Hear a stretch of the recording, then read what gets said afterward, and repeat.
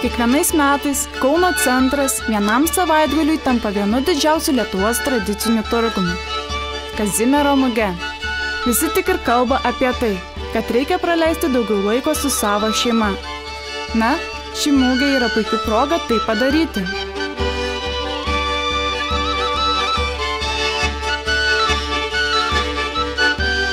Tad kviečiame ateiti ir pasimėgauti įvairiausių skanių maistų, atrasti vietinius, tradicinius objektus ir išgirsti tokią muziką, kokios anksčiau negalėjote net įsivaizduoti.